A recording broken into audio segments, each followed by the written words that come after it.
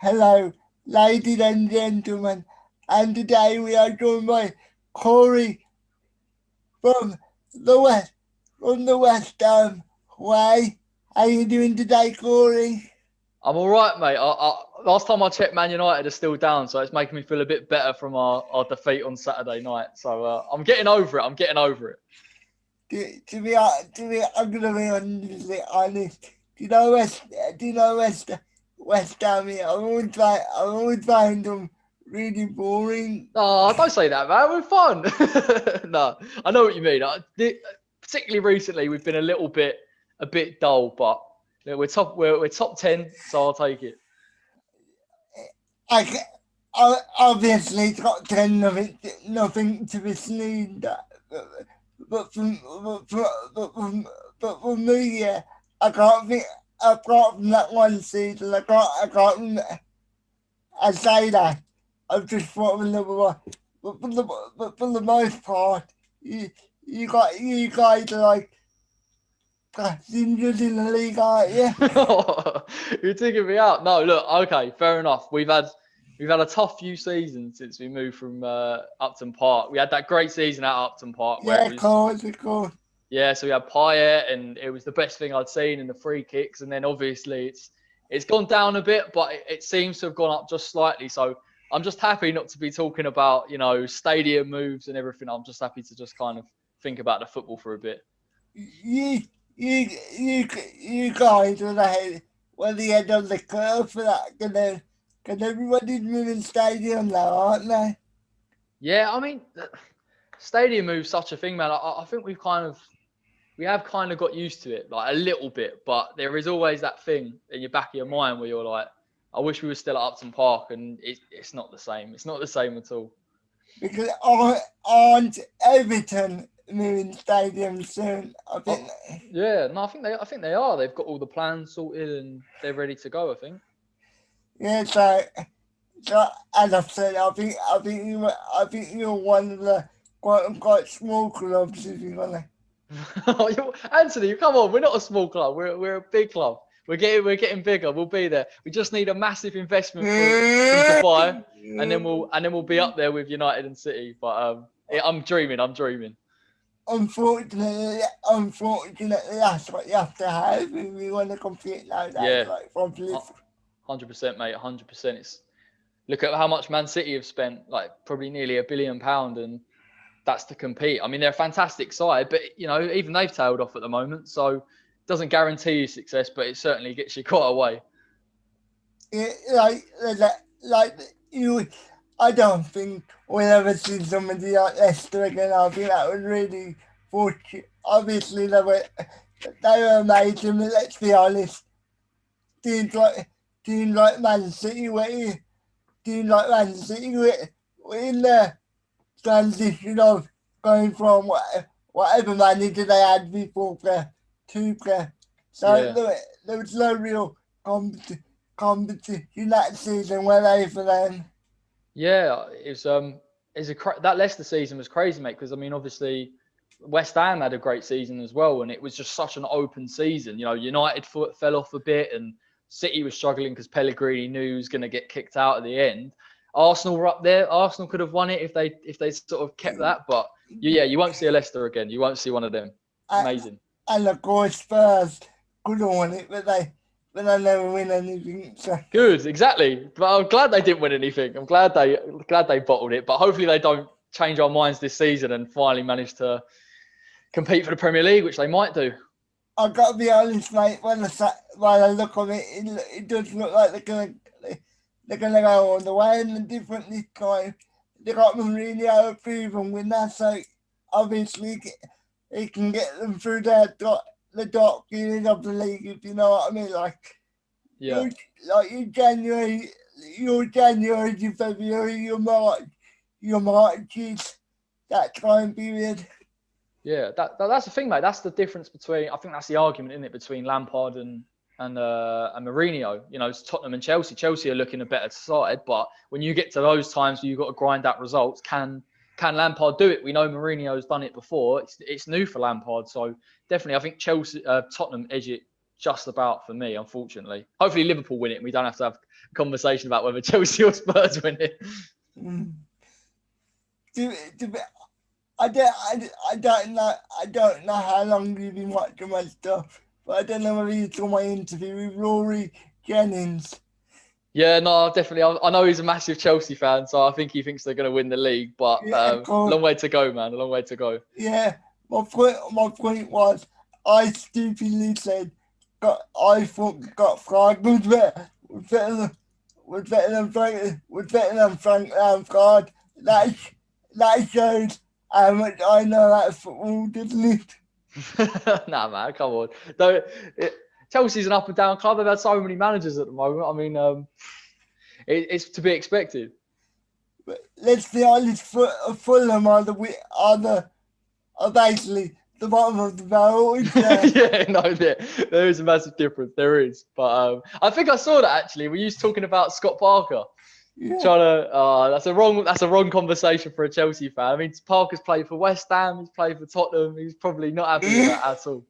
yeah. That that that, in, that interview was not one of my best because, uh, as you might remember, in the beginning, I called him Rory for 100%. So, Yeah, that was quite funny, man. That was funny. I didn't know the difference either. So I mean, I'm with you on that one. I'll just see Rory on the kickoff, and I just assume that that's where he's come from. But obviously, he's done quite a bit before. yeah. So, so how did you become a West Ham fan? Oh God. I'm trying to think now. I mean, my parents aren't really into football, and my dad isn't particularly into football, and that's a lot of the time how you know kids get into it through their parents. But my Yeah, granddad was massively a West Ham fan. Grew up in the area, like loved it. And when I'm growing up, particularly where I'm from, it's either Arsenal, Tottenham, or West Ham. And obviously, West Ham were in the Championship, so this is like 2004. I mean, we were never in that conversation. And at school, it was like, and picking a team to support was always a difficult one. But obviously, my granddad was massively West Ham. We got promoted. And I thought, I'll stick with West Ham. I'll see how this goes because it was going well. And I remember going to the stadium, Upton Park, for the first time, mate. And I just knew that I was destined for a life of a mediocre football team with ups and downs every single season. But I wouldn't have it any other way. Not at all. but I mean, why would you want to support a good team that's boring, isn't it? Exactly. This is the thing. Like when you support like one of the big teams, you've only look at Manchester United fans. They're probably having a meltdown as we speak because they're going out of the Champions League. We don't have any of that. We don't have to worry about that. When we beat a big team, it's a great result. We enjoy it. When we lose, we're kind of like, oh, it's to be expected. But I've got to be honest, mate. This season's probably the most consistent I've seen West Ham since I've been supporting them. With the top teams and getting results. It's been nice not to watch us get battered by City 5-0 every season, to be honest. And I forgot to say, I think you guys are one of the worst run clubs in the league because you got rid of Moyes. You bought Pellegrini. Hang on, was it? Yeah, I think it was Pellegrini, wasn't it? Yeah, yeah. And now you come back to Moyes, so it's a bit like you could have just kept Moyes the whole time. Yeah. Look, man, I mean, at the time, I think, Moyes wasn't an attractive signing. He was brought in to keep us up, and fair play to him. He did their job. We had Arnautovic up front, and Lanzini was in form, and he did what he was asked. And I think when we brought Pellegrini in, we thought we were getting, a top-class manager, and we spent £100 million, and, we brought some nice players in Anderson and Yarmolenko. And I was bought into it. I thought, oh, this is it now. This is where we're supposed to go. And obviously, it didn't work out like that. And listen, mate, it's the owners, isn't it, really, at the end of the day? They backed Pellegrini for one season, then sold half the squad. Then we had no strikers. We only had, Antonio and Allaire. And unfortunately, it fell apart. But I feel like Moyes is getting us to at least a bit of stability. So fingers crossed, none of this chopping and changing that we're used to seeing. So basically, they backed the wrong horse.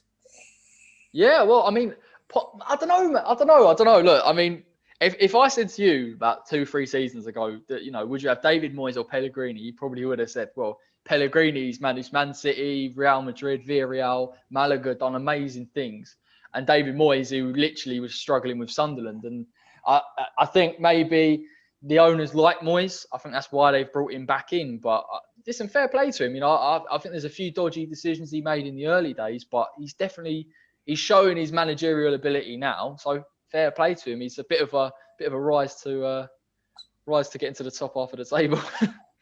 and and to be fair to him, you know, obviously it was a different time, but not many people can last 10 years at a club, no matter whatever it is. And for him to last a decade at Everton, it really, obviously they didn't really do a lot, but still, it's a really big accomplishment to be able to be that consistent, to, to keep your job for a decade. It's really something to be impressed. Yeah, I completely agree, mate. I remember I don't remember because I was a bit young, but I do know when Moyes came into Everton that there was a few seasons with them where they weren't great. They were around the bottom half of the table, and obviously I think it was 2004-05. They managed to get to the Champions League, so to go from where they were at to fourth, and then keep that kind of longevity of being a top half side and competing in the top six. I think Moyes might be one of their managers where he needs 2 or 3 years to get the right team, and when he's got it, he can really progress. So fingers crossed we pull off a top 6 finish, because I'll be smiling. But in modern day football, do you think that manager's sort of extinct? Because I do. Cause the way clubs work nowadays, they need results and they need results right now. Otherwise, you're pretty much gonna get sacked straight away. Yeah, that's the pressure, mate. I mean, look, I don't know whether it's a gift or a curse at West Ham, but I don't think any other manager's going to want to come and work at West Ham. And Moyes is out of a job, and he was the only one that really wanted to come here. So he has got that time on his side. And I guess the owners are willing to give it to him, so he can. But in modern day football, mate, we've seen, look at Mourinho at Man United. He wanted certain players, he didn't get certain players. They wanted the quick turnaround. Doesn't happen. Goes to Tottenham, and he's backed and he's given money and he's got the right team and Kane and Son, and all of a sudden he's turned that side into the right side. So sometimes it's about giving managers time, but sometimes managers are the right fit for clubs. And I think Mourinho at the moment with Tottenham, Moyes at West Ham, it just works at the moment. Yeah, I understand what you're saying, but don't forget Mourinho's only been there for 1 year so far. Wait to get to the third year. Yeah, mate. When he gets to that third year, that's the big. Well, that's what I'm interested to see with him. If God forbid, if Tottenham managed to win the league, what will he do with that? What will he do with that side then? Will that buy him? I mean, inevitably, if he wins a trophy, it's going to buy him more time, because Tottenham have got an unfortunate record of not, despite being a massively big club, of winning trophies. But I think he's the man to do it, mate. Unfortunately, I think he'll get him silverware 100%.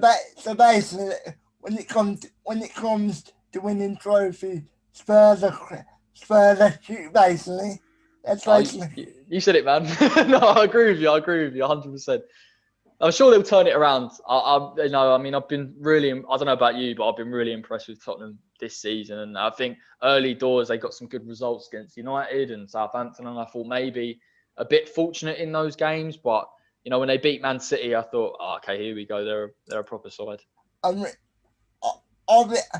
Obviously, I have to give Mourinho credit, but I've been really impressed with his new assistant, because I think a lot of it has to do with his new assistant. Yeah, completely agree, mate. That goes under the radar quite a bit. People don't talk about that, but I think he brought him in. I can't remember which from. It was like Lille or Rennes, but a lot of the attacking side of Mourinho's football now, I believe, comes from his philosophy. And like you saw against Arsenal at times, Tottenham sit back and they can play men behind the ball, but when they get forward, 4 men get forward, not just 1 or 2. And I think that's the way to go, mate. West Ham play a little bit like that. We sit back for long periods of the game and then we attack with numbers. And you're seeing that in the Premier League. You're seeing less possession-based style football. And obviously with Liverpool and Spurs, that transition is ridiculous. So it's definitely a change in the league. The football quality gone down, in my opinion, like the overall football quality, yeah. Yes, it's more exciting. It's more exciting, but when you look at the quality of football, it's terrible. Like sometimes some of the castings atrocious.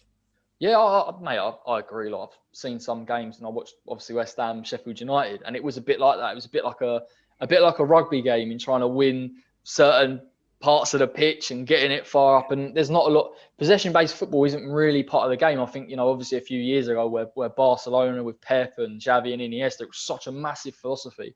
And we saw that for a bit in the league, obviously with Pep when he come in. But I think now, like, you've got teams that they can't really rely on keeping the ball too much. And I think we saw a lot of teams playing out from the back.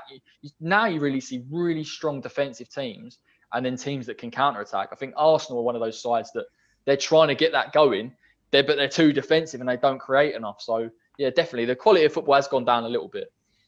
In my opinion, Mikel Arteta is a good number 2, but it's not a good number 1. Yeah, I don't know. I mean, I fell into it, mate. I kind of thought, particularly with, he won the FA Cup. It was quite the performance against Man City in the semi-final was really impressive. Obviously, the win over Chelsea was impressive as well. And I thought maybe he would build on that this season, but Arsenal play it's terribly boring. Like, and I see West Ham sit behind the ball and counter teams. And when I watch Arsenal, I think that's even worse because they're not creating anything. They're not getting forward. And Aubameyang isn't the goal scorer that he was, but it's partly because he's not getting the service. I get. I love feeling so sorry for certain Arsenal fans here because I just want the team to do well, yeah. And obviously they're not performing good enough. Because when you actually think about Arsenal should be up there for the title, when you think about it, when you look at teams like Man City struggling to get going and Liverpool not as good as they once were this, I think Arsenal could be right up there, but what do you think? Yeah, I mean, I think that was the thing, wasn't it? Particularly early doors. I think we thought Man City and Liverpool had tailed off a little bit, and there was definitely a bit of a hangover. And teams like Arsenal, I expected to kick on in the same way that Tottenham had. And it would have been nice to have seen both Tottenham and Arsenal as a neutral, both competing at the top of the league. But yeah, unfortunately, mate, it hasn't worked. And I actually think teams like Liverpool now, we're seeing like the Wolves game 4-0 against Wolves. They're demolishing great teams with, not fully fit squads. And Man City are starting to warm up now as well. I mean, so if you've got the likes of Spurs and Leicester, they have to take their chance early doors because I think as the season goes on, those two top teams will be out in front. To be honest, yeah, I don't think Leicester's gonna be I don't think Leicester's gonna be as dominant as the one last season.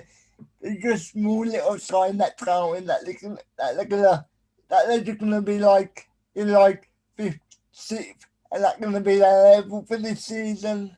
Yeah, possibly. I mean, look, when obviously West Ham beat Leicester 3-0, so I kind of thought, well, yeah, it was a bit of a freak. It wasn't a freak result. We played really, really well, but something I didn't expect. And Leicester, unfortunately, I've got that in them. They have games where they beat Leeds 4-1 and they dominate teams, and then you see them against one of the top teams. I think the biggest test for someone like Rodgers, okay, you beat Man City, but then when he went up against Liverpool, he lost 3-0. And for Leicester to be competing in that or be in that conversation, Brendan Rodgers has to be a little bit more switched on in those big games, and then we can start talking about them for Champions League or possibly the title. But saying that, yeah, in recent history, Leicester do better when they're not in Europe. So if they can, I don't know how they're doing in Europe.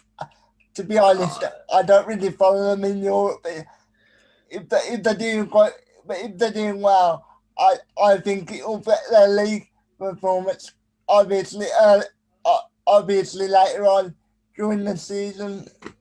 Yeah, no, I mean, look, they've had a lot of injuries. I think that's the thing to remember as well. Like, obviously, a lot of the top teams have, but I think Leicester playing that European football, they don't have a bigger squad as the likes of Manchester City. We've seen, particularly with Chelsea and Spurs, their backup sides, the players they can bring in is phenomenal. I think tonight their bench is looking really, really nice as well. So they're missing some key players. But listen, I think Leicester.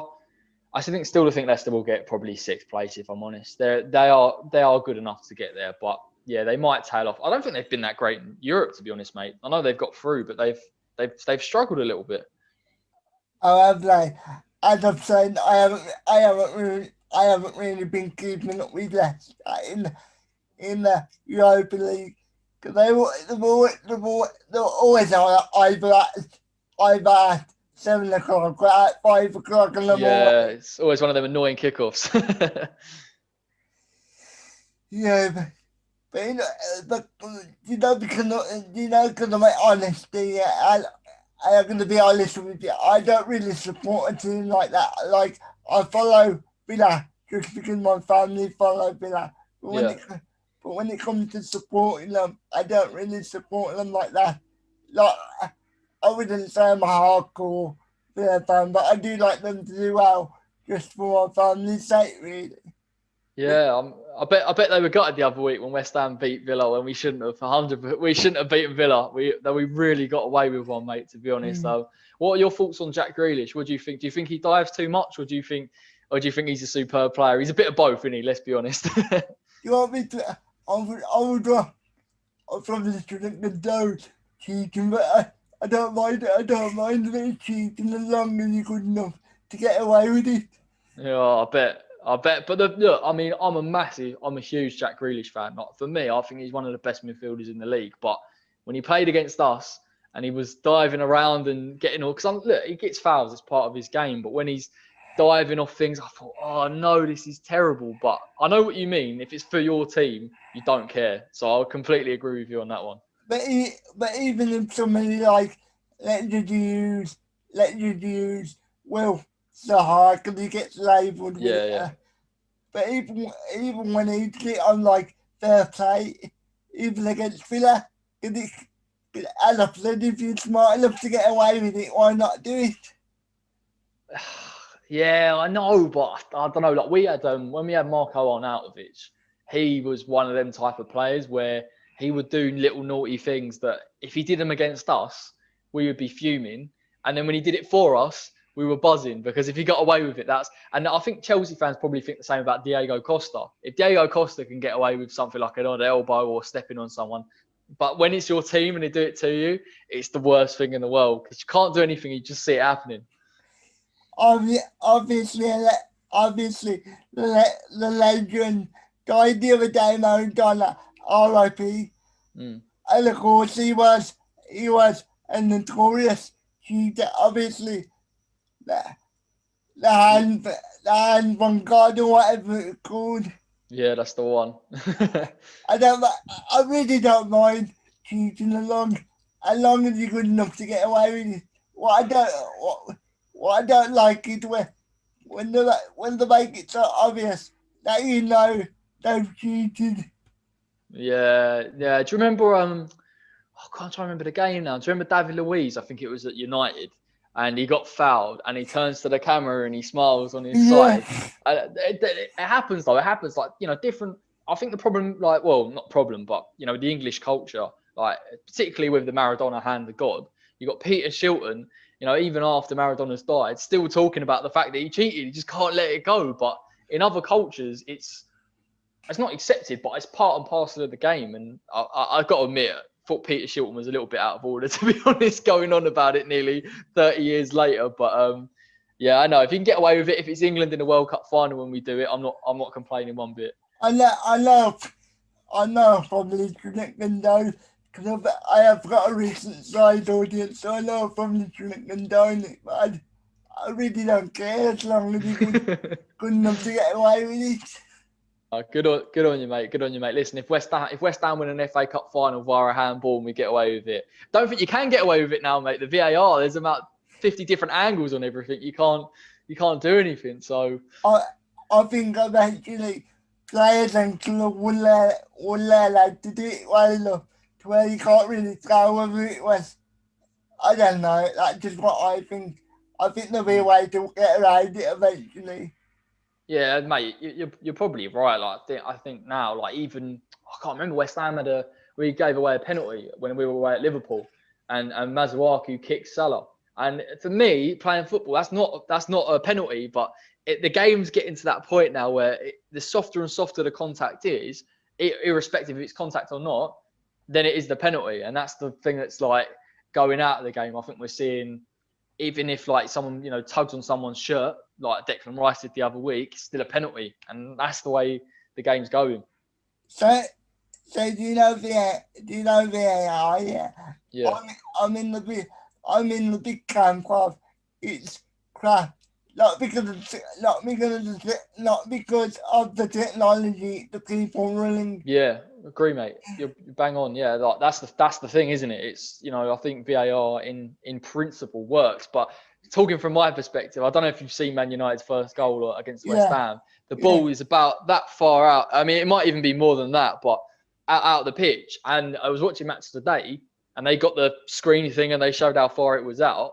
And I'm like, so VAR doesn't have that technology, but Gary Lineker does. And I'm like, well, how are we not using this correctly? And but in fairness, they were saying the fourth officials, the referee, or particularly the linesman, should be able to see that, and they don't. It's the standard, mate. It's getting worse.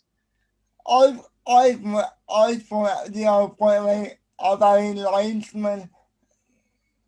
Yeah, yeah. I don't know, man. It's So I, no, you're right. You're right, mate. The refereeing decisions in general, and the problem that annoys me as well is the consistency. Like from the use of the VAR, it's not consistent from week to week either. and obviously, it affected you guys really badly because obviously, they scored a great goal from it. Yeah, no, listen, I mean, I think West Ham would have lost that game anyway. Like, don't get me, I thought Man United for about 20, 30 minutes were superb, and I think West Ham played into their hands a bit. It's a lovely goal from Paul Pogba. It does make you think, though. He obviously scores that wonderful goal, and now all of a sudden his agent comes out and says he wants to leave. So I think there's definitely something in that. But yeah, great goal, mate. I couldn't complain. Alan, what do you think he should leave Man United? Because I think he should, because I think the relationship has got to the point where it's on, it's on, it's unfixable. I Yeah. couldn't think of the right word, but you know what I mean. Yeah, yeah, no, I know what you mean, man. I mean, I think most football fans think that. I mean, Paul Pogba is a wonderful football player. Like he honestly is, and I think you see that for France when he needs a good defensive midfield. He needs a team that fits into his strengths, and he needs players to do the defensive work and that have the discipline. At Man United, he can't really play a number 10 because it's not his natural position, and Bruno plays there. Can't play a holding midfielder either because he's not defensively disciplined enough. He needs to go to a team that's built around him. Madrid. Now, I think if he went to Madrid with Zidane would build the team around Paul Pogba, and you'll probably see him get back to world class level, if I'm honest.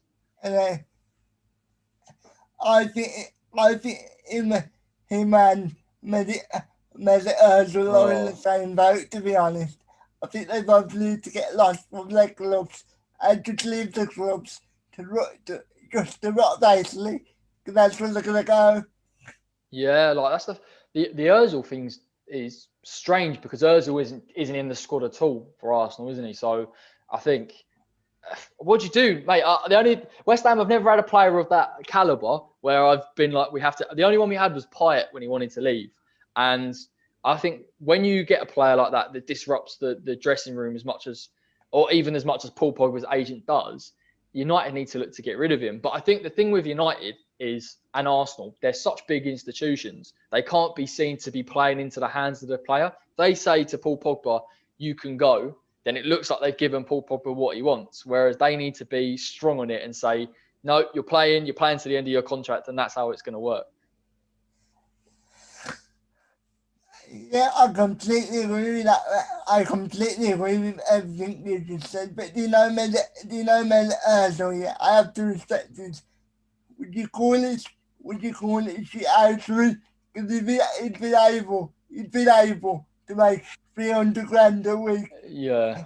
just for not just for playing video game by the sounds of it. If you believe the rumors. Well, look, mate. I mean, it does get to a point, doesn't it, when someone is on that type of the money that me and you could only sit here and dream of on a week. Do you know what I mean? And you kind of think, well, if I was getting paid that much, would it sit right with me to be taking all that money? And I think Özil, I've heard that he's possibly leaving in January, but Özil, at the same time, though, this is what I think, right, with football players. Me and you can see it from the outside in, but because they're so involved in that football world, they don't look at it in the same way. They look at it like it's my job. Why would I leave my job when I'm getting paid X amount of money? And sometimes that sort of barrier between normality and the football world is blurred. But listen, every Arsenal fan, I'm sure, will tell you that he needs to go. And they 350k a week for one player and not being able to reinvest is crazy money. To be to be honest with you, mate, if I was in this position, I wouldn't want to leave either. Why Yeah, would you? well, exactly. That's the argument, though, isn't it? Like, you know what I mean? If you're going somewhere, you're working, you're getting paid, near on 500,000 a week for doing nothing. You probably would do it, but I'm sure at some point he feels a bit guilty. I'm sure at some point he's a bit like, but I don't know if this is the Arsenal thing. I think it's more of a political decision. If from what I understand, I'm not sure what the conflict is, but there's something there, isn't there? Yeah, we're not we're not gonna drive. We're Yeah, not. don't worry, don't worry. I'm gonna get to that point and then bounce back off. But I don't know, honestly, mate. I'm not even an Arsenal fan, so I couldn't even talk about it in any type of detail anyway. I'm I'm sure I'm sure there are people interested. I'm sure to be Arsenal channel that will talk about it, but we're not gonna talk about it. Yeah, definitely, mate. Definitely get Robbie from AFTV on. I'm sure he'll be able to come up with some stuff. So so so so what's so obviously you like football as we just talked about. But what do you like movies? Do you like music? What else do you like? Oh, I'm a big boxing fan, and MMA and things like that. I'm massively into both of those, and I love. I think I started a bit of a fanboy of Conor McGregor when I started watching MMA, and then I think I've just kind of, particularly at uni, got into it and watch it regularly. And then I got into boxing when it was Tony Bellew and David Haye were fighting, and I'm a massive fan of just fight sports in general. So when I'm not doing something football related or sorting the channel out, I'm sitting down and trying to watch some fights. When you said you got into it, because of Conor McGregor. Yeah. I had to bite my lip because do you know them fans? Yeah, some a lot of them really annoy me because I, half of them, well, some of them don't even like the sport. They just like McGregor. Yeah. Yeah, this is the thing. This is the thing with fans in general, mate. Like, I feel I'm not saying football's going that way because it's such a team-orientated sport, but you have certain players that like Ronaldo, Messi, where people won't even support a team, but they'll support a player. And I think the difference when you can get into a sport through something, obviously Conor McGregor and his antics, but Yeah, I remember just actually watching other fights around it and was like, oh, there's much more to it than just obviously this Irish guy going crazy at every conference. I call them the McGregor boys twats. That's why I had to vote well because No worries, man. You can call me that. Except I watch too much of the sport now. So to be fair, McGregor isn't even fighting. Hasn't fought for God knows how long. So yeah, um, fair play. Obviously, it's good when something grows and something gets bigger. But then you get these fans that don't really care about it. And then when it goes down in when it goes down in popularity, they basically they fuck off. yeah. Well, I mean, look, mate. You even see with like boxing and the whole YouTube thing at the moment with Logan fighting Floyd Mayweather. I mean, for me, when I first got into it, like watching boxing, I didn't really get it, and you don't really understand the levels of boxers and the intricacies of it. I'm not saying I do, but the more you watch it, the more you get it. And when you see a fight like that, you just think, for me, that's disrespectful. That's basically like a bit of a circus. That is, I could get behind Mike Tyson and Roy Jones. I can get behind maybe McGregor Mayweather, but to have someone that's a YouTuber against the greatest of all time is crazy. What do you think about that, mate? Are you into boxing as well? Yeah, I like boxing. My favorite boxer is Tyson Fury. Oh Because yeah. he remind me a lot of Muhammad Ali in terms Mm, of the way he moved. His, yeah. his agility and everything like that. Yeah. No, 100%, mate. You're bang on. Like that's the thing about Fury that, like, because same with Fury. Like, I didn't watch boxing when Fury won the world title, and obviously he come back and he was. I was kind of thinking, what's this guy so good at? But for a guy that's that big, to fight like that, for me, I'm sure we'll have this discussion about AJ versus Fury. For me, I feel like Fury is going to edge it because he's a bit smarter and he's got a bit better movement, and I think he could outsmart AJ. Let me I, obviously, as I've been said, I like Tyson Fury as as a person. I prefer AJ's personality, to be honest. I just Really? think, I just think he's a really cool guy. Like, like that, Tyson isn't, but I just prefer AJ's personality. Can you, it remind me, it remind me of some of my mates down the road, if you know what I mean. Yeah, no, I know what you mean. Like AJ is like that kind of personable guy. I don't know what it is, mate. Like I like Fury. The fact that he's a bit of a wild card, isn't he? And he's a bit off the wall and he's a bit crazy. And obviously the whole story of him coming back from, his drug addiction and the weight loss and stuff is kind of something to buy into. But I like AJ though. They're both. We need the fight, mate. We need this fight just to settle this once and for all. Because if we don't get it, I'm gonna go crazy. So going back, just a bit, I just want to make, I don't, I don't, I don't hate Tyson Fury by Yeah. any means, but I just prefer AJ as like AJ the sort of person that I, I can go and have a beer with. I think, Mhm. I think Tyson might be a bit of a, might be a bit out, might be a bit out there for me, if you know what I mean. Yeah, he's probably out there for me as well, to be honest. So I probably wouldn't want to. I probably wouldn't chill with him and have a beer. I mean, he's off the walls. Tyson Fury is off the wall, isn't he? So Have you, so yeah, have you seen his interview with Drew Jordy? yeah, no, I have, yeah. No, it was yeah, that was good. I can't remember. I think it was before the second Wilder fight. He was Yeah, talking and yeah, no, it's basically, inspirational. basically in that interview, obviously it was very good, but there was a couple of times that he contradicted himself. Yeah, yeah. No, that's the thing, mate. Like he's so off the wall, and he says and does things that are so like contradictory all the time that he just is a bit of a character. Like he's crazy, but I guess that in a way translates to his boxing. When he's boxing, you can't predict anything that he's going to do because even he kind of doesn't know what he wants to do. In 2020, do you know when you criticize anybody for anything? Why did it always turn into you hate them? Why can't you? Yeah, why can't you just sort of like prefer things? Yeah, no, I know, man. Listen, like even with the football, football especially is so divisive. You either love something or you hate something. You can't ever really look at it in it's sort of a grey area. But listen, some people are like that, some people aren't. And then and then you give fair criticism to certain players here, and then you get turned into racist for, just for just for being critical of somebody's performance. Yeah, no, I mean, it happens all the time. Like, if with players, I'm sure with Pogba, like we're talking about tonight, people like Paul Pogba, people don't. There's no middle ground, but wouldn't worry about it, mate. Just ignore them. Just ignore them. I know what you mean, though. It's definitely a kind of common thing at the moment. Because for people like me, I love everybody in the world, no matter where you come from, no matter what you look like. I love everybody in the world, but when I think somebody played poorly, I would criticise them here,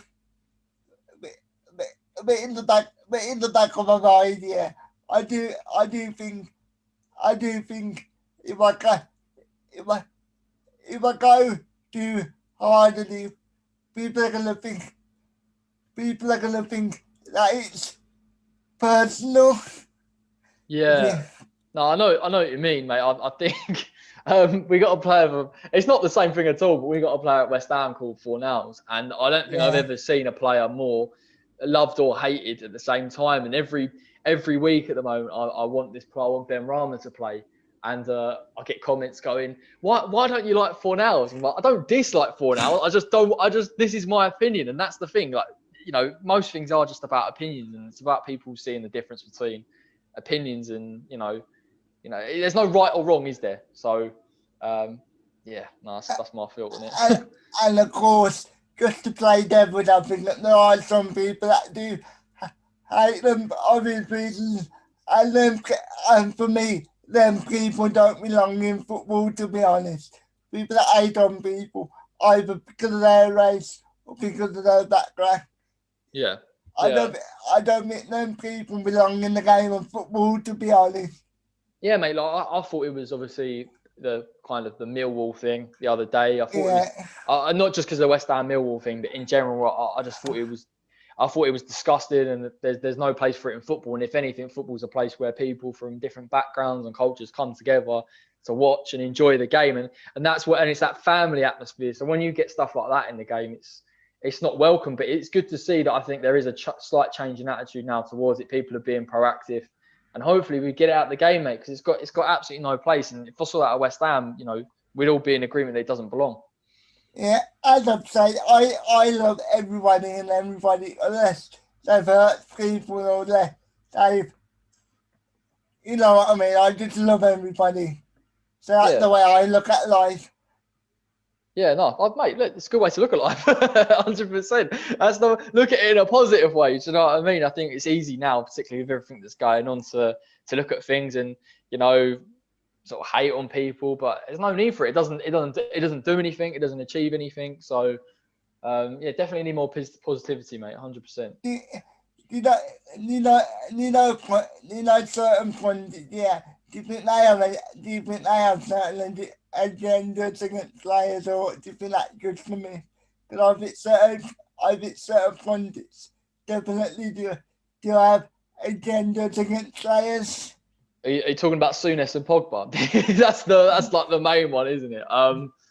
Possibly, mate. Possibly. I don't know. Like I think Souness is the only one that I can think of goes a little bit possibly too hard on Paul Pogba. But I think unfortunately sometimes you see that in football.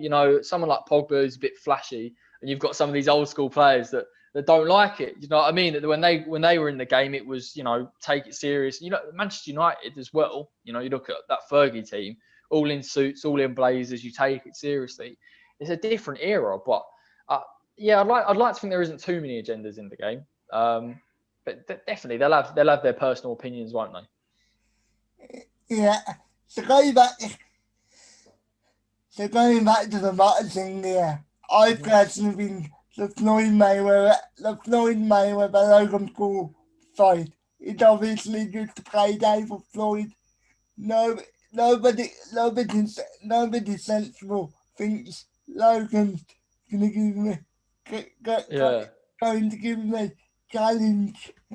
yeah. I saw your tweet, mate. You weren't happy about it. You thought it is a payday. Like let's be honest. I think there's no way. There's like, and this is the difference, right? When we talk about you've got Logan KSI, right? They're both amateur boxers, so it won't be a great fight. The standard won't be good, but they're at the same level. Then you've got the likes of Mayweather, McGregor. You give McGregor a sort of puncher's chance, but again, Floyd's so good. This fight is literally like a pro boxer against a guy, and the only attraction of it is the fact that Logan A is a YouTuber, and B is like, what is he, 40, 50 pounds heavier, and he's 6'2", or he could be 6'3", and Floyd's what, 5'8".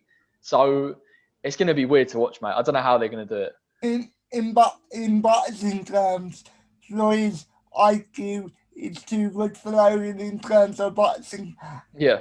Outside the ring, it's a bit questionable. I've heard it really, I've heard it really dumb. Outside the ring, I think no, wasn't it the thing that he apparently he can't read or something. But yeah, no, mate, I got to agree with you though. Inside the ring, he's an absolute it's genius. it's not even that. It's not even the can't read thing. Yeah. It's the fact that he doesn't know when to hang up the gloves. Oh, he needs the money, mate. He needs that. Like that's what it is with Floyd, isn't it? Like he spent his McGregor money. Now he needs another. Now he needs another payday. So you got to be lucky, mate. Hopefully he doesn't get like clipped or something. I don't think he will, but if he does, imagine ruining your 50-0 against a YouTuber would be Look, something special. especially when you fought Hall of Famers in the pro, and you, Yeah. and then Uh, you get beat by the kid that's a YouTuber that's only done boxing for 3 years. periodically. Yeah, that's what I mean. Like Mayweather, I know he dragged people out of their primes, and like obviously Canelo was a bit drained at the weight and stuff like that. But I mean, he fought the best, he beat the best. And well, the thing is as well, like Logan lost to KSI and Drew. So I mean, it's not even like with like you see Jake Paul the other week looked okay, looked a bit handy, but Logan's lost. So I mean, it's an odd one. It is a real strange one. To be honest, I'm surprised KSI wasn't in the running to Oh secure God! the Well, bag. look, I'd actually like to see KSI Jake. To be honest, I actually would like to see that. I think that's got a place somewhere, but I think it's much more competitive than Logan KSI, 100%.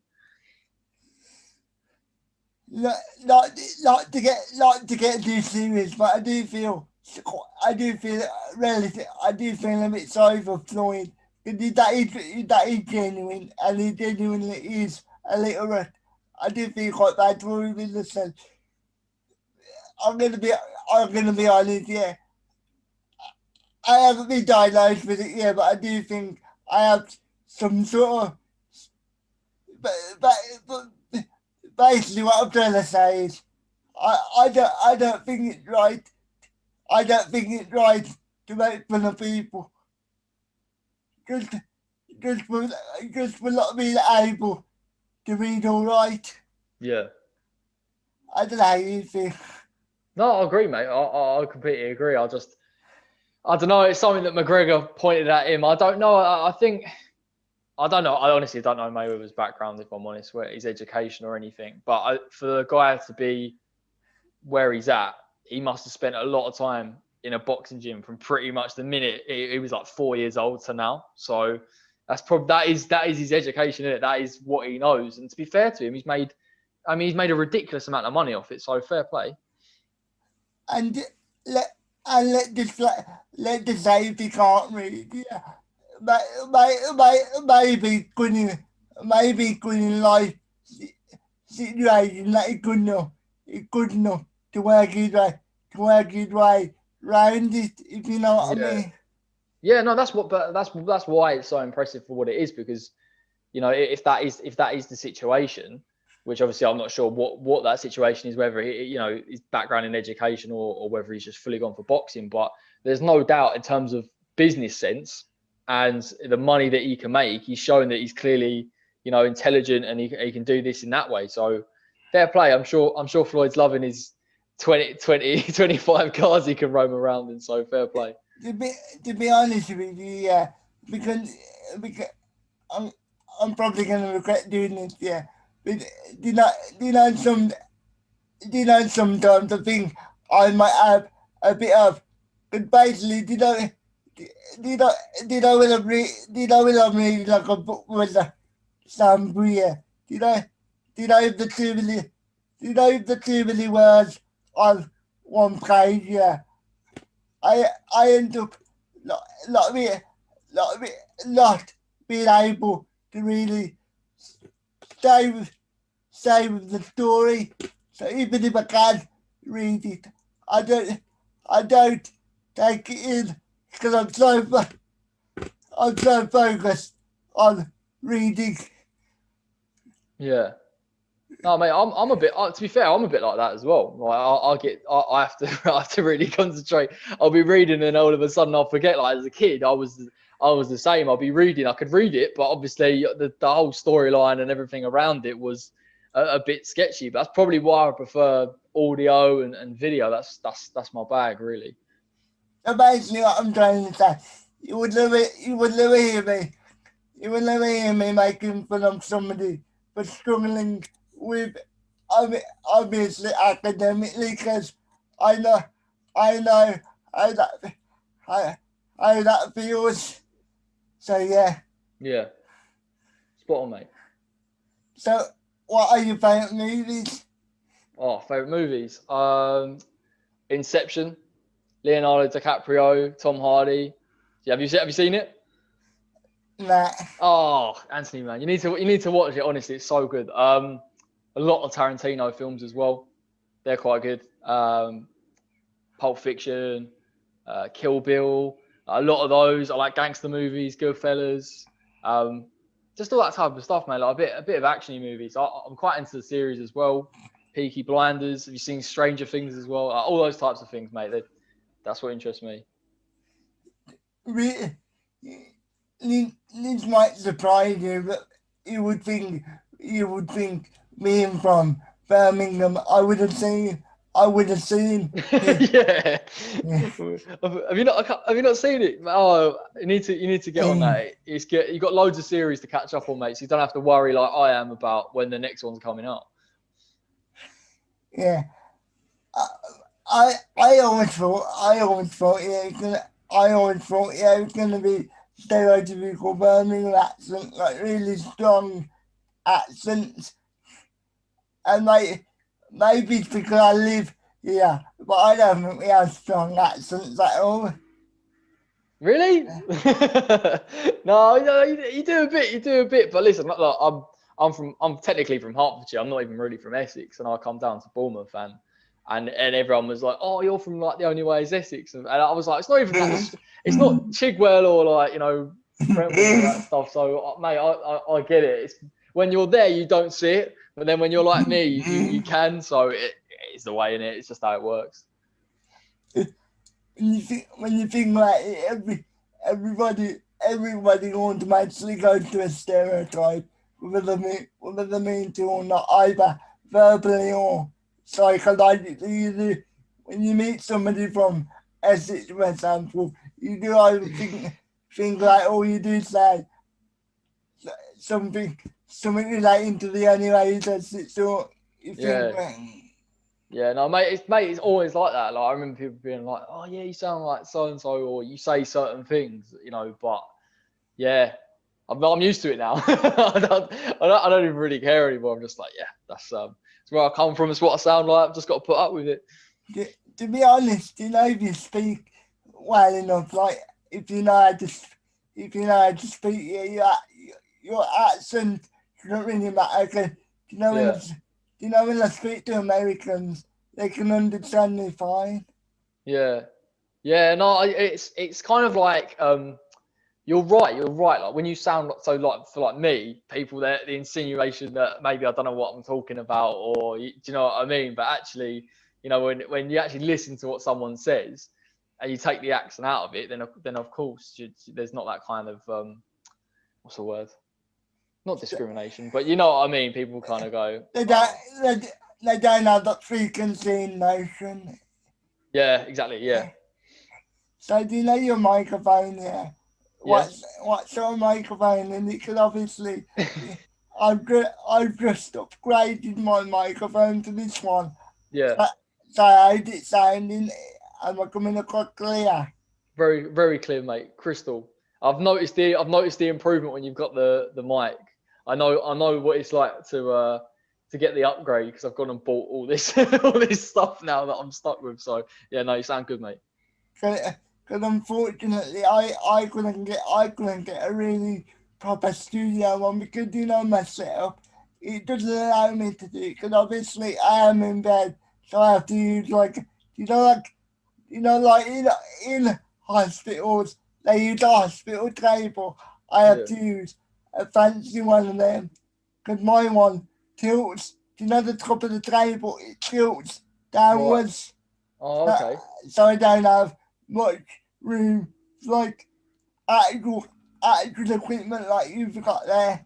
You don't want it, mate. I'm tripping up over cables all the time, and I've got microphones there. I can't sit down and have a cup of tea without knocking into my my microphone. So it's just tiny, mate. It's probably better like that. Is that a Blue Yeti microphone? Oh, it's not. I've got it's Snowball. The Yeti's the one up from it. But yeah, no, I saw it, mate, because I had this mic, and I couldn't. I've got this kind of like crane thing where I put it onto like a table. But before I couldn't put this mic anywhere, so I'd put it behind me, do a stream, and then you couldn't even hear me. It was all muffled. So I was like, oh, I've got to change it. So I managed to get one of these arm things, and hopefully it works. I think it's a bit better than what it was. Because because that was a very late birthday present. Because in case you don't know, it was my birthday on Sunday, which I'm pretty sure you already knew. But Yeah. Happy birthday, mate. Do you have a good one? Yeah, it was okay. Obviously, you can't really go anywhere or do anything because everywhere's swimming. Sure. Yeah, I know that too well. My birthday was earlier in November, and it literally just as it was coming up to the birthday weekend was lockdown. So I was like, I couldn't do anything anyway. So it was boring. But hopefully we're getting towards a bit more normality now. Hopefully no more like, locking down. like, and this microphone was last minute present. But thank God for Amazon 24-hour delivery. Because Yeah. they ordered it on Saturday evening, and by Sunday morning it came, or something like that. Yeah. No, I know, mate. Literally did exactly the same with this. I ordered it like Friday night, and then it comes Saturday morning, and I was actually out when it was getting ordered because I didn't think it would get ordered that quick. And they rang me and was like, "Oh, it's here." And I was running back because I was like, "I can't just leave this microphone in like my flat or outside my flat." So I had to bomb back. But yeah, no, I know what you mean, mate. It's a lifesaver. Do you know that thing that you put on front of your mic, like the Yeah. what I don't know what it's called, but you know what? Oh, It's called a pop shield. I'm not going to pretend I know what it is like properly, but it just came with it, so I put it on. Because I was hoping to get one of them at some point, but I don't think I could fit it. I don't think I could fit it on the table on the mic, if you know what I mean. 'Cause Yeah, literally, I need it all out of space where I can reach. And my problem is I can only use my left hand, as you might be able to tell. My right my right my right hand is very basically it, it stays in that position. I don't know whether you can see. yeah. So basically I can only use one hand, so you can imagine that makes it twice as difficult to fit things onto the table. Yeah, no, but look, mate, you've got a nice setup. You've got the mic, you've got the headphones. You've got better headphones than me, 100%. I need a proper, decent headset as well. I'm behind. Don't use, please don't use the microphone headphones. Because if you have it, because obviously if you have it too close, people can hear you breathing. Yeah. I just back away. Oh, So, so yeah, man, if you got any plans for the holidays, oh, yeah, no, I'm going back home soon-ish because so I'm currently in Bournemouth, but obviously I live back in Essex, so I'm gonna go back for a bit. Um, yeah, it's nice, mate. Like obviously things are kind of opening up a little bit. I can get a coffee now as opposed to not being able to do anything. But yeah, no, back for a few weeks and then back to work and back to reality again, I suppose. But I've just had a break anyway earlier in November, so I'm refreshed. But you can never have too many breaks, mate. You never have too many you breaks. know, you know with your channel, yeah, do you know Yeah. your, do you know your, do you know your day job? I ain't calling it a day job, but you know what I mean, like your normal job. Did that ever get in the way of the channel or vice versa or not really? Um, No, I mean, look, I have to plan it. Like you'll know as much as me. I've seen you've got your schedule out for upcoming. It's exactly the same with me, mate. I have to plan it in the evenings around like kind of what I can do. It doesn't really. I think it's nice as well. Obviously, the games are on the weekend, so I don't have to. So it's the only. To be fair, it's only the previews. The previews got a lot of planning. I have to message people. Like if I do opposition, like reactions and things, and I have to sit there and watch a load of football from other teams. So, but I'm all right, mate. Listen, I love football, so I'll sit in front of there and do it in the evening, no problem. You know, you know, you know that video schedule. I took it down. I've decided that I'm only gonna upload podcasts because that's what people seem to like. What I was doing, I was making too much content and it wasn't good enough, and I was just annoying people. So I, I made a decision to just upload podcast whenever whenever I want to, but, but do it periodically, like once a week or once a month or whenever whatever it is. because that way I don't oversaturate the chat. I don't oversaturate the channel. Because up until recently, I was recording 5 videos a day, and to be honest with you, they weren't they wasn't they wasn't good enough. So yeah, No, no, mate, your videos are good. I've seen them. You can't oversaturate them. Like, listen, mate, you should just do like what you're doing. Like, honestly, I think it's really good. I've obviously really enjoyed this as well. But that's what I do. Sometimes people don't like it, or some people don't watch it. That's just my thing. Just put it out there and let people see it. It's good, mate. what what I've done is I've created a second channel. That way, if people just want to watch the podcast, they can do that. And on my second channel, I can just upload whatever, and I literally do mean whatever I want to because nobody nobody really watches it yet like that. When you compare it to my main channel, nobody really watches it in comparison. So I have more creative freedom. Creative Mm. free. That's the problem when you get big. When you get big of a podcast, a lot of people just want you to do that.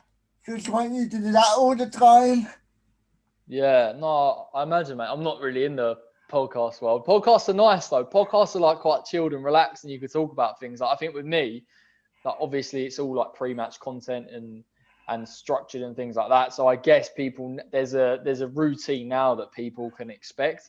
But honestly, mate, for the whole transfer window, I was chucking out random opinion pieces and things that didn't fit together, and like I've literally probably really only started the channel for a couple of months, so I've had to just throw stuff out there, see if it works, and then you just go from there, don't you? Yeah, what I've did, what I've decided is I'm just gonna say to people, look, I'm not gonna be uploading every single day like I was before, but I've said I'm gonna make sure that when I do upload on the main channel, it's gonna be high quality. Like I'm actually, I'm actually gonna have something to say rather than just posting for the sake of posting. Yeah, that's what you get into. I was posting for the sake of posting. Yeah, no, mate, I do it all the time. No, I do it every Saturday. I just talk for the sake of talking. But listen, mate, you're smashing it. You are smashing it. To be fair, I've seen you from the beginning, so it's actually quite. I can't believe I managed to get on, particularly with your cast list. So yeah, it's been a pleasure, mate. Honestly. To be to be honest with you, mate, I'm like, thank you by the way. I really appreciate it. But my stance on it now is, basically, fuck if they have a big audience or not. If I think they're gonna be a good if I think they're gonna be a good conversation, then I'm just gonna invite them on. Yeah, no, definitely, mate. Like, even with the, what football's like, and particularly football YouTube, and how many different, people there are. In an ideal world, you get the biggest person you could on your channel. But I've had my mate preview an Arsenal game, so there was no fan channel in. But like, that's the thing. As long as you have a good conversation, you meet loads of people through it as well. So it's nice. And I hate being labelled a football channel because I've also had pro wrestlers on and I've also had other people from the sports world on. So Yeah, I hate being labelled a footballing channel. I think that's part of the problem as well. Because I like to interview everybody from wrestlers to other YouTubers to other yeah. people in sport. I don't, because I'm trying to be versatile. A lot of times, people just want to hear one thing, don't they? I'm sure you know that as a as a I know it too well, mate. I know it too well. Look, I think especially when I'm trying to get people on or speak to people, there's that kind of preconception of, oh, do we get him on type thing. But yeah, it's interesting, mate. Like, I think like now, particularly when I spoke to other people, you've kind of I've met people with different clubs that we can all have a chat rather than sort of dig each other out. Even Tottenham, I've had to have a Tottenham preview on once, and he was all right. He's all right, really. Tottenham fans are all right, really. We'll let him off, but I can't help it. But nah, it's all good, man. Speaking of Tottenham fans, do you know expressions? I've seen him. I've seen him. I've seen him on YouTube, of course. I don't, I don't, I don't think anybody has learned him at this point. He's one of the most charismatic people on YouTube, isn't he? At least in my opinion, when it comes to the footballing world, he's definitely one of the most charismatic people in the game. Yeah, no, it is, mate. I don't know where he gets all his sayings from. I don't know where he gets all of his like little anecdotes from. But honestly, mate, he's a laugh as well. So, I like watching him. so he's one of my, I wouldn't say one of my dream. It's difficult because I don't want to call him a dream. Because I have a certain list. I have a certain list for that.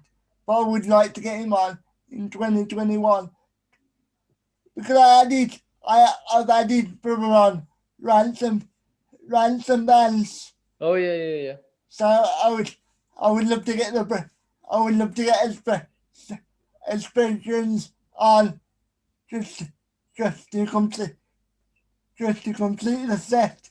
So, Yeah, mate. Look, I mean, definitely just keep tweeting him, mate. Like, I'm sure we'll see it eventually. For some reason, if I ever manage to get him on my channel, I'll let him know he's got to come over to yours. So we'll try and sort it out.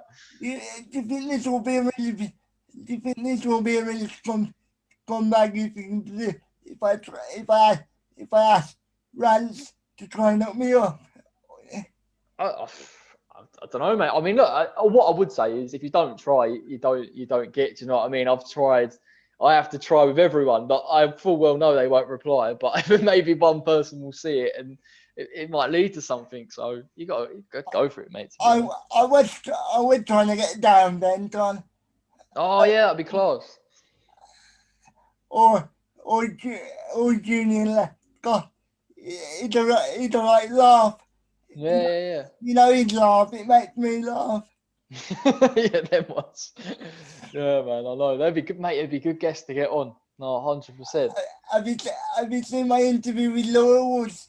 That's I've the I, best. I've seen the thumbnail. I've seen the thumbnail, but I haven't seen it, mate. Because I was like, oh, he's got Laura Woods on. That's pretty cool. What's she like? Is she all right? Yeah, I'm gonna give a bit of advice to people watching. Do you know when you first start? Yeah, don't think these people are your. How do I say this? Don't think these people are your friends. Because you know when I first started, yeah, I used to get I used to get carried away a lot. So all I'm gonna say is keep it keep it professional and keep it moving. Hmm. Yeah, mate. Exactly. Yeah. No, 100%. You. I know it might sound a bit obvious to some people, but there might be new people that are just starting that might be a bit over eager. You know what I mean? Yeah. No, I mean, it happens, mate. It happens. But yeah, I know what you're saying. Just keep it real, really, and see where it goes. Yeah, because you know the Laura Woods interview. I was really nervous for that one because I think that was my first. I don't want to say. How do I say this? She was my first big interview, so obviously I couldn't have been nervous. Yeah. So I think if I did it now, I would have a completely different approach because I've learned to calm down a bit now. I used Yeah. to get I used to get so uptight when I used to do an interview, and now I've learned to calm down a lot and just treat it like a normal conversation. Yeah. Yeah, it's tough. But what I will say is I've just started. I've really, in theory, just kind of started a channel a few months ago, and I look back at my first video, and it's nothing like how I talk now or how I. And then over time, it's just a natural process, mate. For me, it's not even really natural talking to a camera. Like for me to talk to a camera, I'm a bit like this is a bit weird, but you just get used to it, and that is just part of parcel, mate. You'll get more comfortable, and you pick up things as you go along. I end up going into TV presenter mode where I have to speak clearly all the time, and sometimes I just need to speak how I speak, because that's what people like about it, how I speak and how I talk. Like, can you imagine? Can you imagine? Can you imagine when we first started? I told you West Ham, West Ham are like basically I called them a boring. Yeah, you said you called him a boring club. Can can you can you imagine? Can you imagine many interviewers doing that? Doing that? No, mate, I respect it, man. I've got to admit though, I am used to hearing criticism about West Ham. I mean, I think if I, I'm I'm what 25 now, but like there was probably a time where I'd hate when people you can't criticize West Ham like we're the best. But like honestly, you get older, don't you? And you just go, yeah, part and parcel in it. But mate, I've done it. I've done it loads of times. I've done it loads of times with interviews where you think, God, that's a bit serious. But now I'm like, I do a show with All Leeds TV, and honestly, like we do a Friday night show before the Premier League, and I can just relax, don't have to present, don't have to do anything. I just talk about football. So I know what you mean, mate. Just you got to get that environment. But fair play, I like the relaxed tone. Because I think unless you're trying to go for TV, unless that is your main goal, what's the point trying to be a TV presenter? Because if they want to be a TV presenter, there's better people out there than me that could do that can do that style. Obviously, Liverpool, some people like that are way better at that style because they've been trained in Yeah. that style. If you know what I mean. Yeah, mate. Like that's the thing. I think that's why like that's why I like the kickoff though, because because when you see Soccer Saturday, it's obviously very like they have a laugh on that, but I like the fact that it's kind of relaxed and it's not. That's what I like about YouTube in general though. It's that you've got a lot of people that are just they get a lot of their personalities out there and they've just got a passion for what they do and they're not trained, so they give it their best shot and it works. Do you think at the interview, well, for me, at the interview, I do think it's possible for me to get my personality across in the interview because obviously I don't want to overshadow the person that I'm speaking to. But obviously, at the same time, I want people to know that there's something different about me from every other interviewer. Yeah, I'm probably the worst person to ask because the amount of interviews I do where I talk over the other person that it becomes more of a me show rather than other. But um, it's a skill, mate. It's time. It takes time. Like you see, like sometimes I watch things as well with other people and I pick up little things about when not to speak and stuff and when to say my bit and you'll get, mate. You're getting there now anyway. Look, it's a comfortable interview. I'm enjoying myself, so nothing to worry about. I appreciate that, mate, because when I first started, it was, it was obviously hard for me to get the balance right between speaking and then not speaking and allowing the other person to really cut off on one if they had something to say. Because sometimes the best interview is just letting somebody talk. Who can I use as a who can I use as an example? Like, do you know, if you ask somebody like Gary Neville his thoughts on modern day football, odds are you probably don't have to say very much because he can talk hours and hours about it, probably. Yeah, yeah, mate. Like I do a Saturday show on the channel, and I used to do it like because I was so concerned that people wouldn't speak. I come up with 3 questions, and we'd base all the discussion, and everyone would take their turn.